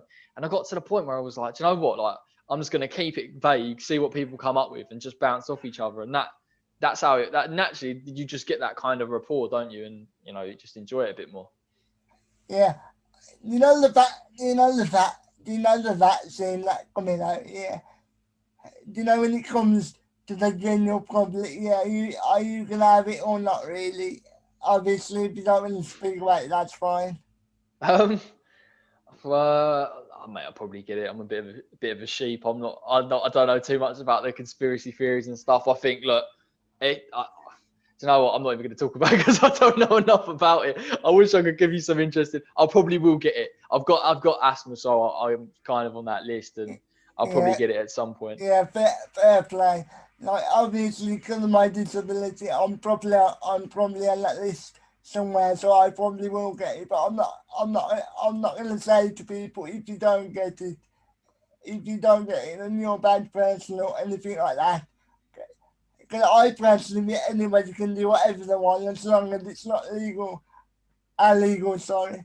So yeah, people can do what they want. If they wanna get the vaccine, then obviously get the vaccine. If you don't, then don't get the vaccine. I mean, it's not the end. It's not the way people are talking. Like it seems like it's the end of the world if you don't get the vaccine.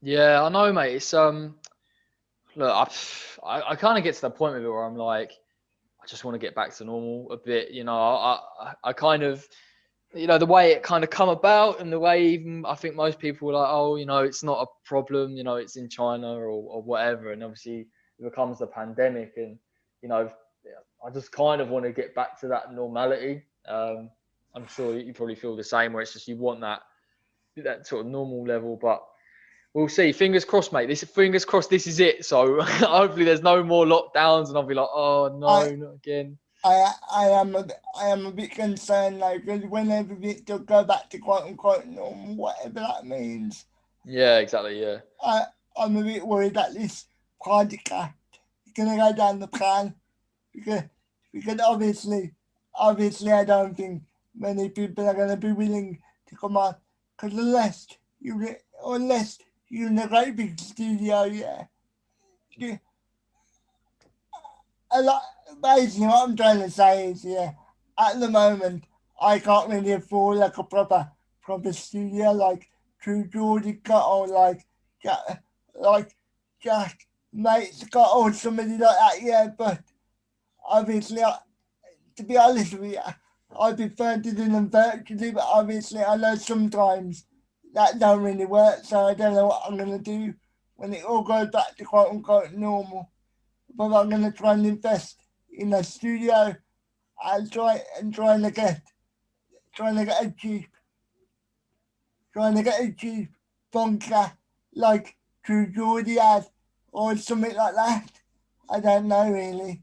Cause I like doing them virtually because obviously you're you're comfortable in your own home and I'm comfortable lying down.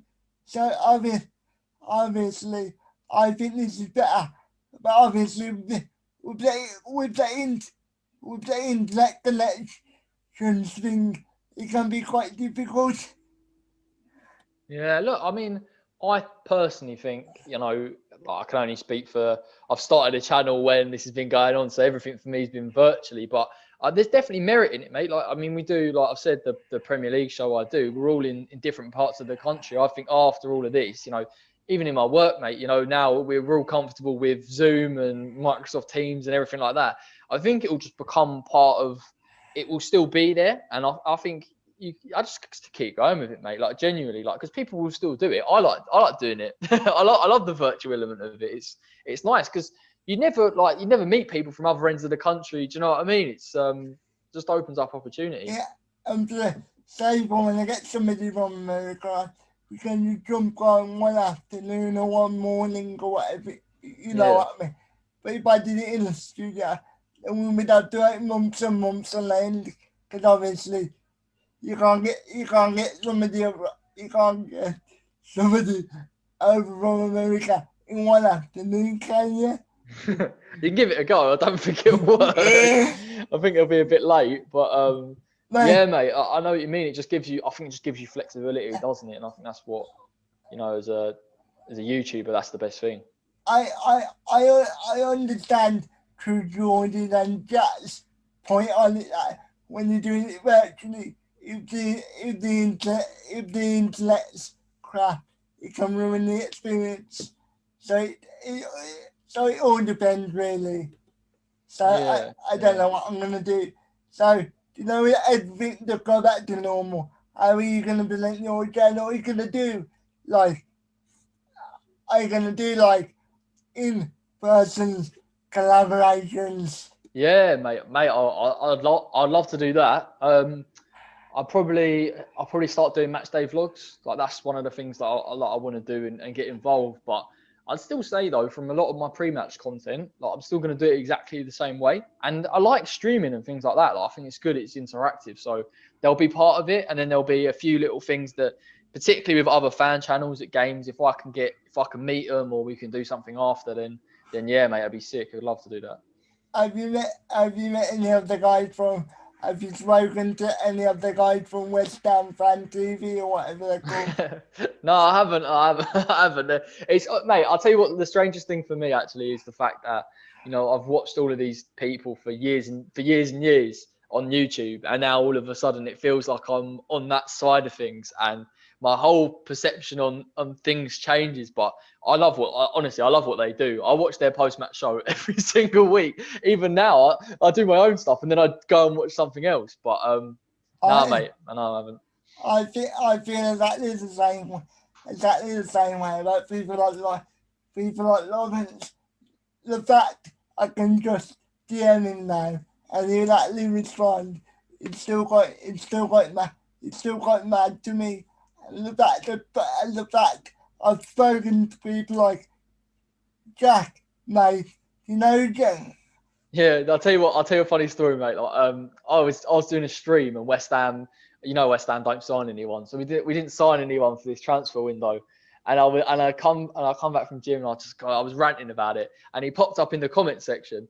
And I thought, and because I don't understand YouTube enough, I thought it was like a fake account. So I just was like, so he was in the comments, talking to me, and I was like, oh, that can't be him, surely not. And it was him the whole time. So I'd literally, hang on, mate. Thought I was going to run out of power. Then that would have been quite embarrassing. But no, literally, he's on the things going, oh, blah blah blah. And I love Jack, mate. Like I watch all of his videos and things like that. And I'm literally going, that can't be Jack, mate. That's got to be a fake account. And he must have just been like, it's me. But I know what you mean. Like the one thing for me, and it's not even really a big person in the grand scheme of things, but like you've got Boovy from the kickoff, and he was on some show that I was on, and I couldn't get my head around it because I was like, I watched the kickoff, and then he's there, like you're talking to him on this thing, and I was just like, I love it, mate. I absolutely love it. Properly into it. Speaking of Beavis, I find him a really fascinating character because you know, you know when he does, when he does go on the kicker, I just think, I sometimes think that he's trolling for the sake of, Yeah, of course he is. That's why I love it though, because when I act like I've spoken to him, whereas I haven't. I've sort of spoken to him online once and managed to get him to get a video, but well, he followed you, so that, what? yeah, I'll take it, mate. I'll take it. But no, he said, what did he say? He went on this thing and he went, oh, for me, Declan Rice is the most overrated midfielder in the Premier League, and I couldn't, and I didn't know how to take it because I was thinking, oh, surely he can't be serious. But he was genuinely like doing it, and then what I find funnier is if you ever watch him on like the kickoff or 90-minute or any of these things, you see him throw little things out there that he knows people are going to react to. That's why I find it funny now because it honestly, mate, it's hilarious.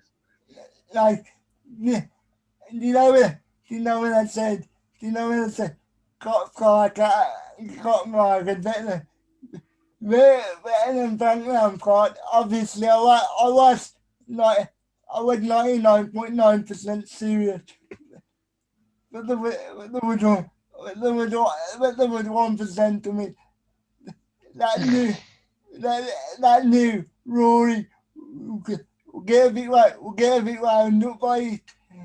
Yeah, no, exactly. But do you know what though? I think that dynamic actually between Bovey and Rory at times is what makes that show because I can't remember what show it was. It was Chelsea. It could have been like Chelsea or I think it was Man City or someone else. Can't remember. and every 5 seconds, Boovy would just say, God, Lampard. And by the way, Lampard's just a terrible manager. And I was thinking, like, you're only saying it so Rory reacts, and he's just going, Boovy, like, what are you talking about? But it's great watching, mate. It's great watching. Speaking of the kicker, I haven't watched it in a couple of weeks because I've been busy with the channel. But have they mentioned why the Wiz is not on there anymore? Has he left permanently? Has there been a falling out? Is he just working on his own Yeah, channel? you need to message Lawrence. You need to say what's the deal. You need to get the inside scoop on it, mate, because I've got no idea. He was on there and then he wasn't. And listen, I think Hugh. I would love to get Hugh on my channel to do a post match for Arsenal because I think he talks a lot of sense. So I'd like to see him back on there, mate. I'm sure he'll be back on. I'm sure it's. I really want to DM Lawrence right now. Yeah, what's the get the scoop, mate? Release the news. Tell us all. We need to know. I don't want to be that guy in case it's something personal between all of them, if you know what I mean. Oh yeah, maybe I don't know, mate. I think it's cool you spoke to people like Lawrence as well because I don't know about you, but I remember watching True Geordie literally when they started their podcast as well, and that's why I find it amazing, like what they've done with it, like not just the podcast, the kickoff as well, from there to where it is now. It's unbelievable, isn't it? The one thing I don't like, well, I'm not going to say I like it, but it annoys me sometimes because obviously my audience came from True Geordie. A lot of people expect me to be similar to True Geordie, and I'm like, yeah. Why would you think that? I'm my own person, and I'm gonna have whoever I want from for the most part. And I'm going to not feel about or anything like that. Yeah, you tell them, mate. let them know. I mean, like, that's the thing with me. It's you get videos, don't you? And then, or like you say, like they come from True Geordie, or like I'll do a video with someone, and obviously a load of Leeds fans will come over. I'd rather they subscribed. Do you know what I mean? And we're like for like what I'm doing. Do you know what I mean? Rather than I'm on a Leeds channel or something like that. It's the way it goes, mate. It's the way. Just tell them straight. I'm not True Geordie. Because I can drown now, yeah. Because I can drown now, yeah. I've been born a lot of people because you know how True Geordie is like. He's very jokey and he's very opinionated, and I'm not really like that. Don't get me wrong. I have an opinion. Yeah, call West Ham boring. You've got an opinion. I do have an opinion, but I'm not as laddie as True Geordie is for example. Do you know what I mean? Do you know what I mean when I say laddie? Yeah, no, I know what you mean. He's a bit because I remember first watching him, obviously you see this massive guy with tattoos, and you're like, and you can't, and I think that's kind of a persona, but actually when you watch him, he's not, fully that kind of guy. He's very good sometimes in interviews where you get different sides of him, and I think he's kind of evolved as he's gone through time a little bit, and you sort of see certain, like when he did that video when he was saying, I think he suffer with depression or something. Yeah.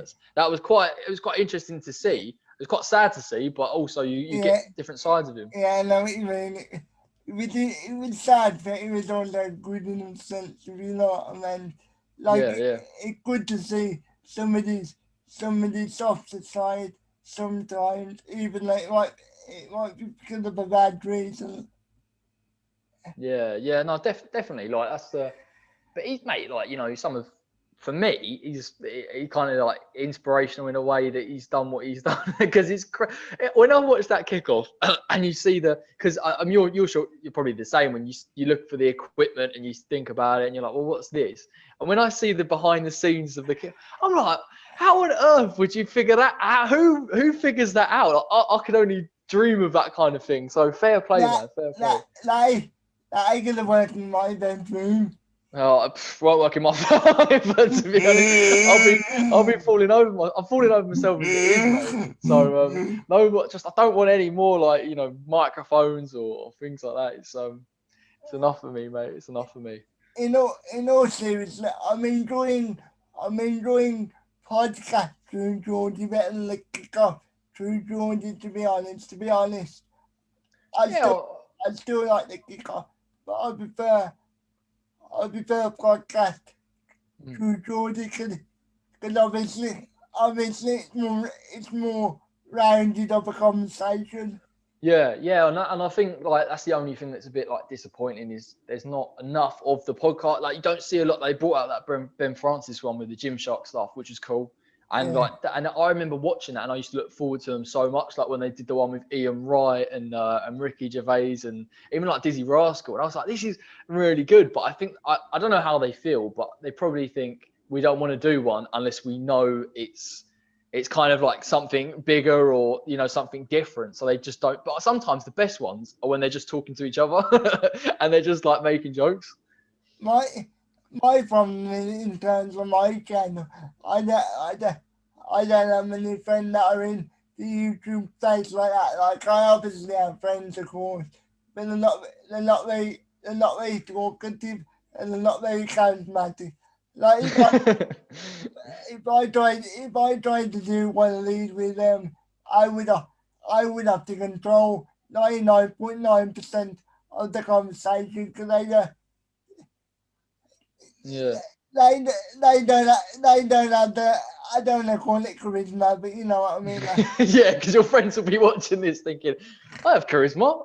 But no, yeah, I know what you mean, mate. Like I think the problem is probably is that like when you talk to them normally, you probably get bits of their personality, but when you put them in front of a screen for the first time or whatever, they're a bit like, oh, I'm on a screen, like what do I do? And that happened to me loads. Like, I remember just being like, this streaming, when my kind of streaming comes up, you get the number in the corner and then you get the comments down the side.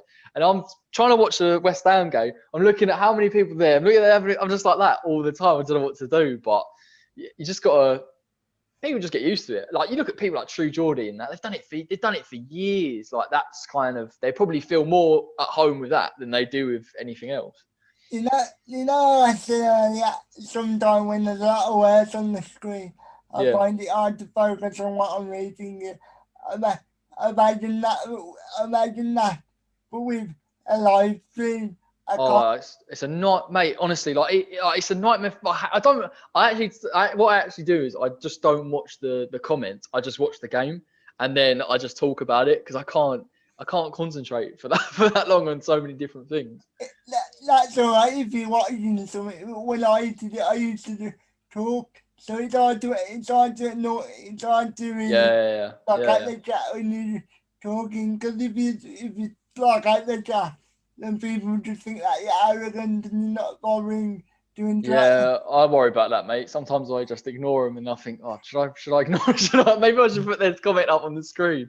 So I've had to start doing that in case they think I'm just like, I don't want their comment on here. But learning process, But mate. you got an excuse because you can say I'm focused on the game. I can't. Yeah, but honestly, mate, I think sometimes when we do the Saturday show, like we'll be talking about something, and if I don't bring something up, they'll be like, "Oh, they don't actually care about what we've got to say."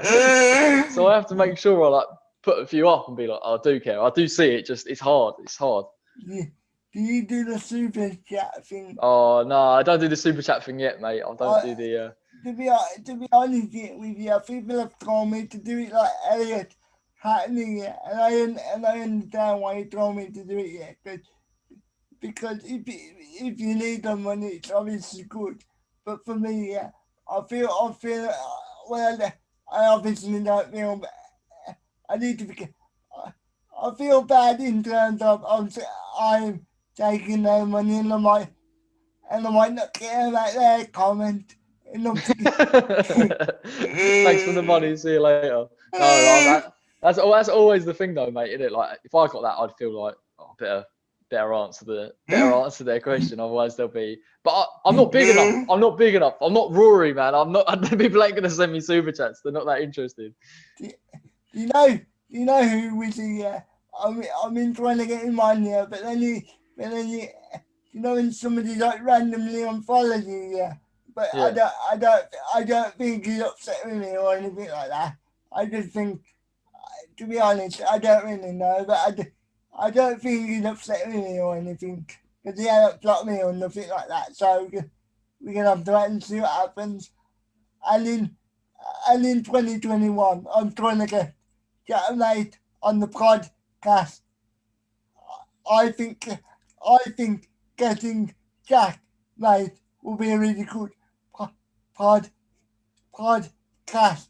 Because obviously Jack Jack Jack could give me some advice, couldn't he?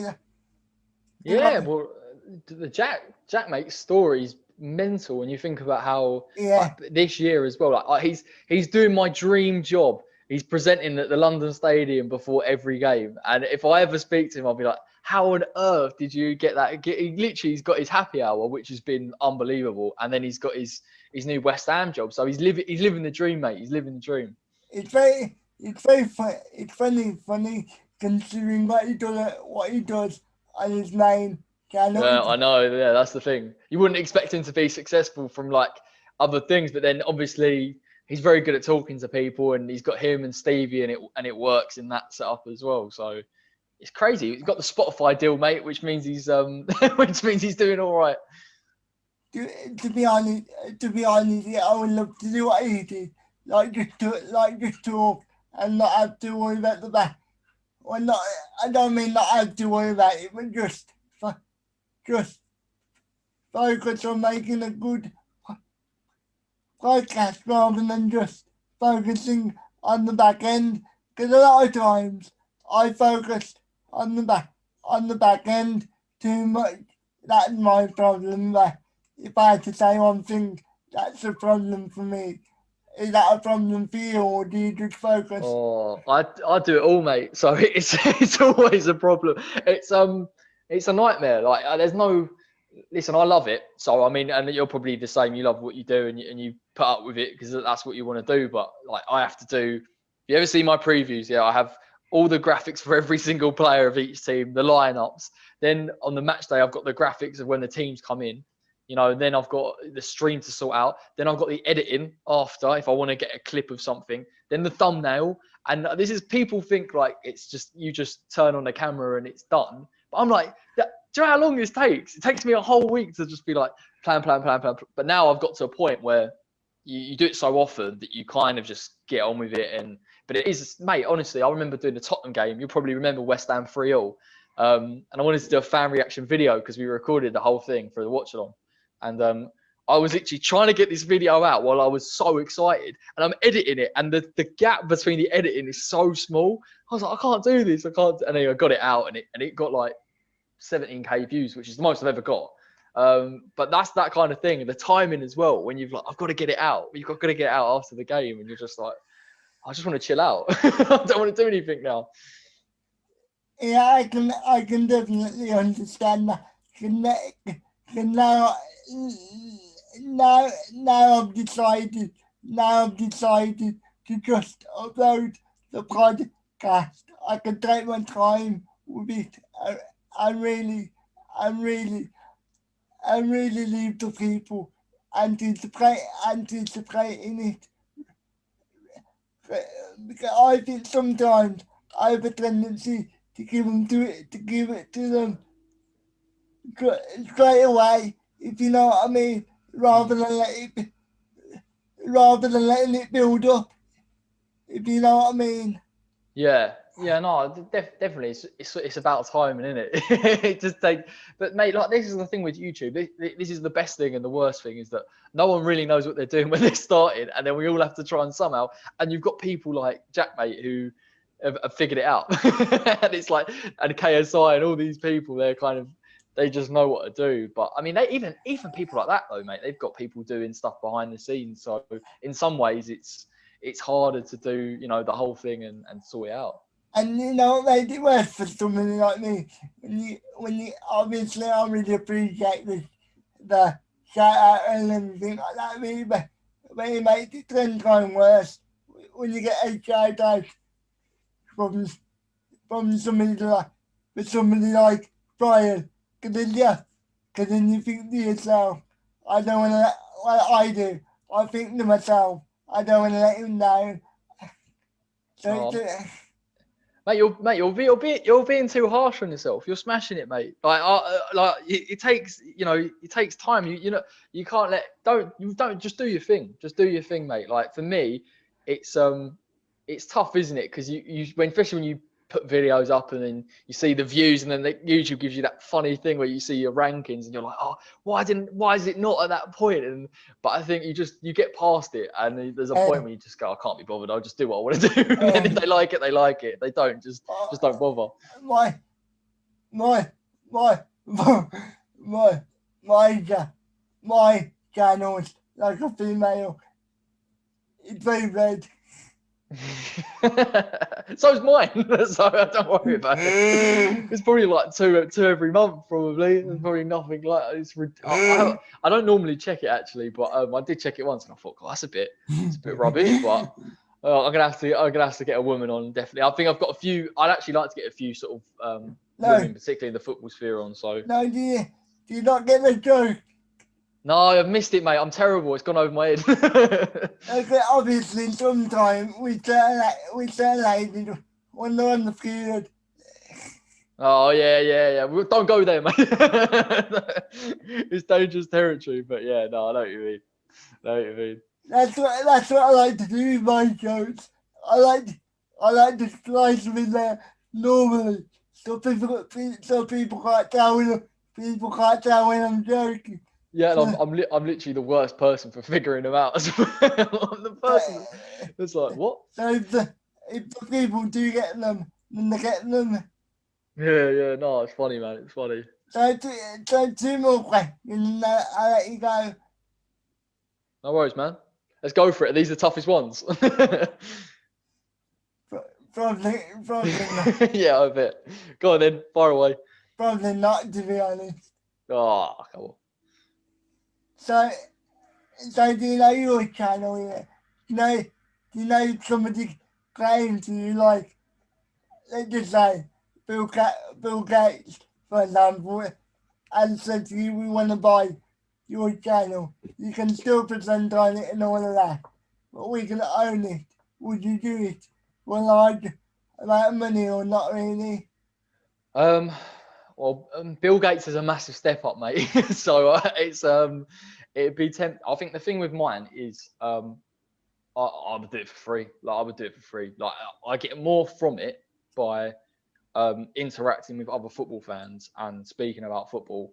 If it makes money, it makes money, which is great, obviously. But for me, I've got a career that I want to do, and this is something that I do in my spare time. So I don't know if it will ever be, unless you get to like True Geordie or your Robbie or something like that, then maybe the level's different. But where I'm at, the best thing I get from it is speaking with other people. And yeah, I'd probably just say, Bill, settle down, mate. Let's see what I'm like in 12 months' time, and and then we'll go from there. But I'd love to own it. I think when you lose that ownership, it changes a bit, doesn't it? And also at our level, it's all about building connections, isn't it? Oh, mate, 100%. Like even, with the Leeds boys, I just messaged them out of the blue, and they're Leeds are a big football club and they're a big channel, and obviously they just sort of was like, all right, we'll come on yours, and I'm really just starting out, and ever since then I've met people through that, that you get on your channel and you just build and build and build. There's more things with YouTube. The more people you know, the better. That's invaluable, isn't it? Like that's basically like you could go start a new channel if you know certain people. You can kind of get there quite quickly. But if you're starting out, it's tough to just read my DMs, please. That's what it's like at times. Well, I'll tweet all the time. But you know what it's like, man. It's always going to be like that. It's nice having a smaller person on here in terms of Yeah. So we can relate. Yeah. Because I can't I can't relate to Lawrence, and he can't relate to me. So it's in terms of channel anyway. Yeah, but the thing, I think also what's really good about it is the fact that people, because if you looked at it from the outside, you'd say, well, why would someone from Leeds want to come on your channel, or why would they want you? But the thing about it is the people just like, they like football as like a common topic. So you'll get random people on, or I've had like journalists on and mates on and things like that. That for me is better. Like I don't even really, in some cases care about the stature of the person. It's more about if I think their personality would be great to have on, then I'll just try and get them on and see if I can. I can relate to that because a couple of months ago, I had the porn star Samantha Max. No, Samantha, my knowledge on that is rubbish, mate. I'll have to go and look it up. Yeah, what happened? so basically, I had her on, yeah, and it was terrible. It was terrible. She basically gave me nothing to work with. Like, Right. Yeah, no, that's it was, mate. You get ones like that, don't you? You get ones where you're like, oh no. it was probably the worst. It was probably the worst hour of my life. Oh, mate. No, that happens, doesn't it? It You does know, happen. do you know when you're trying to get a conversation going and somebody automatically shut it down? I mean, she wasn't last about it. It was like one word answers, and I was like, Yeah. and I'm thinking to myself, really, really, come on, give me a bit, give me something to work with. Do you know? Yeah, well, this is the beautiful thing, mate. Like particularly with like football, because people will ask me a question and I'll go on for about 3 minutes, so I always have enough to work with. Oh, You know, if that was me now, I would just say, I would just say, can you give me three people to work with? But back when I did it, yeah, yeah, I was still quite new, and I was still quite nervous. But nowadays, I don't give a shit, but in a good way. yeah. No, definitely. That's the way to go, mate. I had an ex-West Ham player on, and like growing up, that was the player that come through the squad. And I remember that I was absolutely fine in other interviews and things like that. And the minute he got on, I was like, oh no, what do I do? Like, how do I? And you just feel like proper anxious. But yeah, now you're a bit like, I don't really. Once you do one, it's kind of like, okay, whatever. You know that would. Do you know if I was in your position, I would have just spoke like stories out. Who was it, by the way, if you can remember? Was it a big player, or was it just somebody that was on the substitute bench? Like, No, what player was it? no, he was he come through and he had a few games and he scored a few. He was like a youngster, but I knew all the stories, so I knew that when I remember that. So I just throw. I was like, oh yeah, I remember when you played against like Liverpool and stuff, and it was well weird because when he says it, you never see from that perspective, do you? The football player and what they. And he was like, oh, I thought I did terrible in that game. I was like, oh, you're being too harsh. I thought he was all right. I thought he was okay. But yeah, I used all the stories, man, because it's kind of settled down a bit after that. Yeah, that's the best way to be, mate. If you like somebody, then why not just tell stories how their career made Mm. you feel. Like I've had I've had wrestlers on, and I love their career, so we just spoke about that. Yeah, yeah, no, it gives you like a starting point, doesn't it? You can just kind of go through it and be like, oh yeah, I remember that time. And they're like, yeah, I was there, so I do remember it as well. But Or yeah, for, no, or for me, I said I loved I loved your interview from that pay per view or whatever it was. So yeah, yeah, that's a good way, man. It's a good way to get it going, try and settle it down a bit. I don't know how you feel, but I feel like there's certain interviewers that are just going there just to get the stories rather than to have a conversation, especially in the mainstream. Yeah, definitely. I think that's why. I don't know. Like, I feel like when you've got fan media, for example, is that nice difference between someone who's going into, like, you see like a journalist go after a manager after the game and they're trying to get that one thing. Whereas I feel like when fans talk, there's no ulterior motive. If you see what I mean, there's kind of that relaxed sense. And whenever you see, particularly West Ham fan channels talking to ex-players, it's much more relaxed because you are the fan. You're not trying to get something on that person. You're just trying to talk about what you remember about them, and they're like quite relaxed about it. Yeah, I understand that. Good. What I think of, you know, the other week when Jurgen Klopp, Des Kelly versus Jurgen. Yeah. I yeah, know. yeah, Fair I've, play, Des Kelly though. I, I, re- I respect it, but I don't think I could do that. No, I'd bottle it. I'd completely bottle it as well. If I, Jurgen Klopp's like 6'4", he'd I, scare the hell out of me. I'd be like, nah, I'm all right. I'm not going to talk about the 5 subs. I don't, I don't, I don't think I would bottle it, but I just don't think I could be asked to ask that. Yeah, Like, no, I know what you mean. I know what you mean. like seriously, sometimes you can't be asked to ask certain questions about certain beef that they're having, because sometimes people just want to hear about the beef that they're having with other people, and I don't, and I don't really like to talk about that too much because I just think it's pointless. Like, why is that going to achieve apart from getting the views? And if that's what you're about, that's fine, no problem. But that's not what I'm about. In terms of, I just want, I just want people, yes, to see my stuff, but also, but also, I will have, I will have, I will have integrity.